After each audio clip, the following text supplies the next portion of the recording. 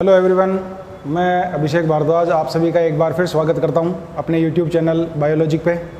आज हम यहां अपना जो चैप्टर चल रहा है वाष्पोत्सर्जन, उसके लास्ट टॉपिक के बारे में बात करेंगे। यानी कि अपन ये कह सकते हैं कि वाष्पोत्सर्जन का आज ये अपना लास्ट वीडियो है। इसमें अपन आज बिंदु स्राव, गटेशन या रस स्रवण और ब्लीडिंग, और एक जो सेंटेंस फर्स्ट वीडियो में मैंने आपको बताया था, वाष्पोत्सर्जन एक आवश्यक या अपरिहार्य बुराई है, विवेचना कीजिए, जो कि बोर्ड एग्जाम में पूछा जाता है, इसके बारे में चर्चा करेंगे। तो सबसे पहले अपन बात करते हैं बिंदु स्राव के बारे में। तो बिंदु स्राव क्या है? मॉर्निंग टाइम में, यानी कि सुबह सुबह हम जब कभी कभी देखते हैं कि जो कुछ घासें या अन्य जैसे कि कुछ पौधे हैं, एक टमाटर है, आलू है, अरबी है, ये ऐसे कुछ पौधे हैं जिनकी पत्तियाँ, यानी कि जिनकी जो पत्तियाँ हैं उनके किनारों पर या उनके शीर्ष भाग पर ब्रायोफिल्म वगैरह भी हो सकता है। जैसे कि ये पत्ती है तो या तो पत्ती के किनारे इस प्रकार से यहाँ यहाँ यहाँ, और या फिर ज़्यादातर पत्तियों के शीर्ष भागों पर जल की बूंदें दिखाई देती हैं। किसकी बूंदें दिखाई देती हैं? जल की बूंदें या ड्रॉप्स दिखाई देती हैं, जो कि वास्तव में प्रातःकाल या दिन के समय या अर्ली इन द मॉर्निंग ही दिखाई देती हैं, बाकी दिन भर में नहीं दिखाई देती हैं। ये जो घटना है ये कहलाती है बिंदु स्राव। वास्तव में क्या है कि रात्रि के समय जब रंध्र बंद हो जाते हैं, यानी कि जो वाष्पोत्सर्जन क्रिया करते हैं, जिसके द्वारा हम पीछे वीडियो में हमने पढ़ा है, जब रंध्र बंद हो जाते हैं परंतु जो जड़ें हैं वो जल का अवशोषण लगातार करती रहती हैं, तो वहाँ एक प्रेशर या दाब उत्पन्न होता है जिसको अपन कहते हैं मूल दाब। और उसी मूल दाब के कारण पत्तियों में जो जाइलम वाहिकाएं या वाहिनिकाएं जो होती हैं, उनके जो अंतस्थ सिरे पाए जाते हैं, वहाँ से जल बूंदों के रूप में रिस करके यहाँ इन गुहाओं में आकर के एकत्र हो जाता है। जब ये दाब और बढ़ता है तो यहाँ पत्ती के शीर्ष भाग पर उपस्थित या जो किनारे हैं, इस प्रकार से यहाँ उपस्थित जो छिद्रनुमा संरचनाएं होती हैं, जिनको हम जलरंध्र कहते हैं, जिनको हम क्या कहते हैं? जलरंध्र कहते हैं। ये जो एक स्ट्रक्चर दिखाई हुई है वो आपको जलरंध्र की दिखाई हुई है। उन जलरंध्रों के द्वारा जल बूंदों के रूप में बाहर निकाला जाता है। इस घटना को बिंदु स्राव कहते हैं, क्योंकि जल बूंदों के रूप में बाहर निकलता है, इसलिए बिंदु स्राव कहते हैं। और यहाँ जो बेसिकली जलरंध्र हैं, ये दिन अथवा रात कोई भी समय हो हमेशा खुले रहते हैं, और इनसे निकलने वाला जो जल है वो पूर्णतया शुद्ध या जलवाष्प की तरह जो वाष्पोत्सर्जन के द्वारा निकाला जाता है वो वैसा नहीं होता है। यहाँ जल में कुछ कार्बनिक और अकार्बनिक घटक या लवण भी उपस्थित हो सकते हैं। अब यदि जलरंध्र की बात करें तो एक डायग्राम मैंने आपके सामने बना रखा है। ये पत्ती की सबसे बाहर पाई जाने वाली क्यूटिकल है, उसके ठीक नीचे एपिडर्मिस। एपिडर्मिस के बाद में अंदर की तरफ ये जो संरचनाएं दिखाई गई हैं, गोलाकार जो कोशिकाएं हैं, ये पर्ण मध्योतक है, जिसमें क्लोरोफिल वगैरह पाया जाता है जो प्रकाश संचरण का कार्य करता है। ये वाहिनिकाओं के अंतस्थ सिरे हैं जो कि पत्तियों के किनारों तक आकर के खुले रहते हैं।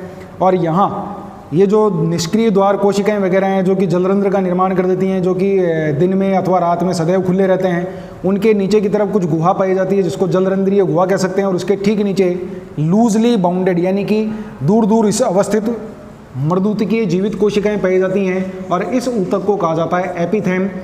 एग्जाम में, बोर्ड एग्जाम में आपसे 1 नंबर का छोटा प्रश्न आपसे पूछा सकता है एपिथेम क्या है, तो आपका आंसर होगा जलरंध्रों के अंदर की ओर पाया जाने वाला मर्दूतिकीय ऊतक, जिसमें कोशिकाएं एक दूसरे से काफ़ी पर्याप्त मात्रा में दूर दूर व्यवस्थित होती हैं, उसे हम क्या कहते हैं? एपिथेम कहते हैं।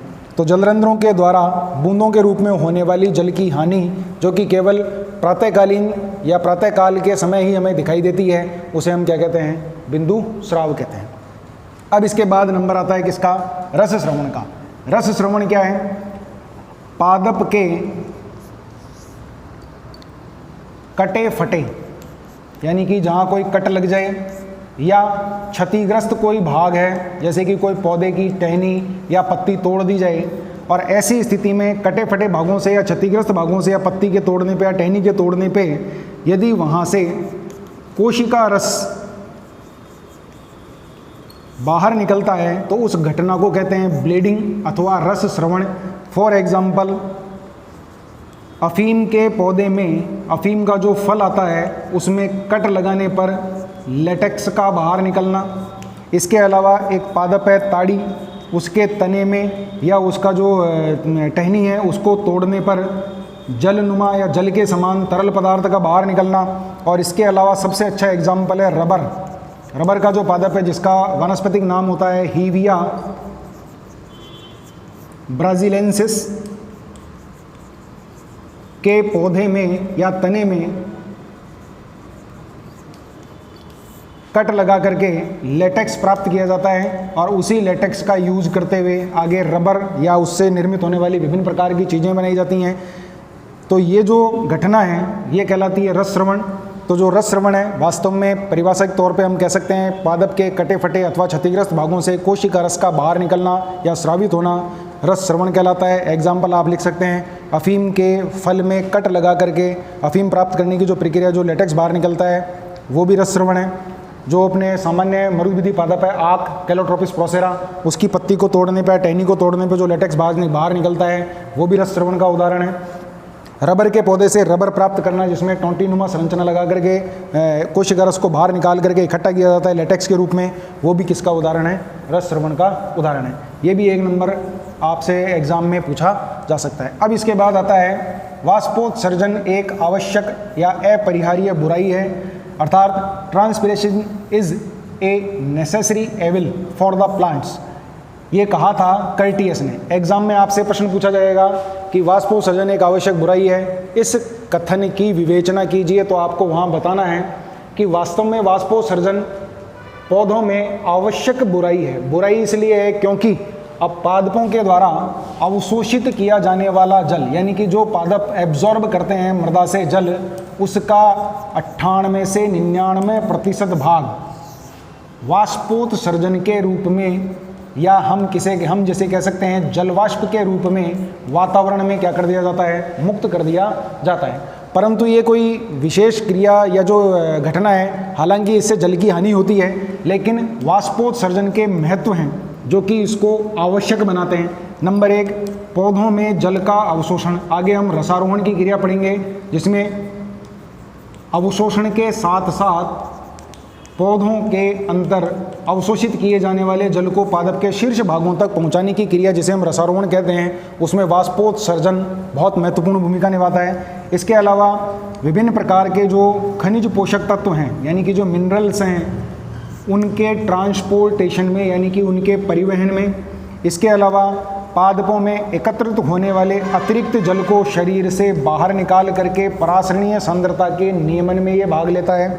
और इसके अतिरिक्त वाष्पोत्सर्जन की क्रिया के द्वारा जब वाष्प के रूप में जल बाहर निकलता है तो एक घटना घटित होती है जिसको हम कहते हैं वाष्पन, या जिसके द्वारा वाष्पन की क्रिया द्वारा शीतलन प्रभाव यानी कि कूलिंग इफेक्ट यानी कि ये उत्पन्न होता है, जिसकी वजह से पौधे की जो पत्तियां वगैरह हैं या उसकी जो सतह है उसके तापमान को या टेम्परेचर को कंट्रोल करने में या उसको तुलनात्मक कम करने में भी सहायता मिलती है। तो इस प्रकार हमने वाष्पोत्सर्जन के अंतर्गत विभिन्न प्रकार की जो टॉपिक्स थे उनके बारे में चर्चा की। और नेक्स्ट जो आगे अपन पढ़ने वाले हैं वो पढ़ेंगे अपन पादपों में जल के अवशोषण की क्रिया विधि और अवशोषित जल का पौधे के विभिन्न भागों तक या शीर्ष भागों तक पहुंचने की क्रिया जिसे हम रसारोहण कहते हैं। तो बने रहिए मेरे साथ बायोलॉजिक पे। Thank you.